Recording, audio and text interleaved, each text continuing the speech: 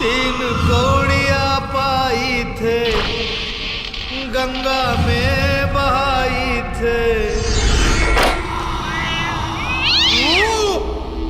गुड्डू ए गुड्डू गुड्डू। अरे का भइल रे मम्मी के का भइल? इमली घुटाए खातिर कोनो मामा लोग नहीं आइल, यही से रोवतिया। मामा लोग अभी तक इमली घोटाई खातिर ना आइले हैं। भोरे भोरे से मामा के खाली 12 हाली पेट झरल बा। वारंट न निकलल बा, तारीख पे ना जाई तो जेल हो जाई। एजा मंडप भी तैयार बा, नाते रिश्तेदार भी बा। एजा हमरा से ब्याह कइला, दोनों परिवार के खर्चा भी बच जाई। मौका पर जोड़ी बनाला, चला हो साथी घोड़ी सजाला। हमके दुल्हन बनाला, हमके दुल्हन बनाला। रिश्ता निभाए खातिर ना बहुत कुछ सही के पड़ेला। या तो हम सीख दे के आइब या लेके आइब।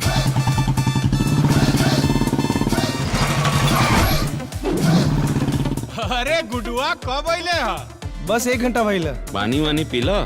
खाली पूछबे करबो कि कुछ खिएबो करवा यार हैं?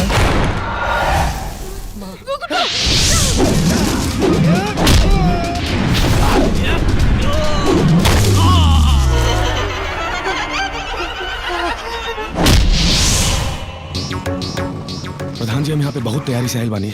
अब हम यहाँ से तब्बे जाए जब हमार माई के हिस्सा की जमीन बिकी बस। तार भगिनवा जमीन बेची आइल बा कि गांव के लोग लिखवावे उससे पहले रउआ अपना नामे लिखवा ली। तू धैला चरण घर में भगना, भगिया हमनी के जागा। अब तू दुन्नु जनी के जोन समझ में आवे उ कर, और गुडुआ के ओइजा जोन समझ में आवे उ करी। हे बेटा तमरे को छू ना सकेले रे। कहां से कि मर चुकल बानी। उनका सर्वनाश करल बहुत जरूरी बा। एक अकेला चना भाड़ नइखे फोड़ सकत।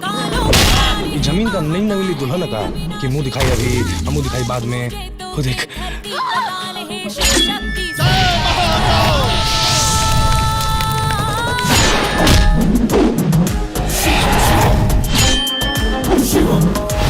तू अब चुपचाप खाली तमाशा देखा।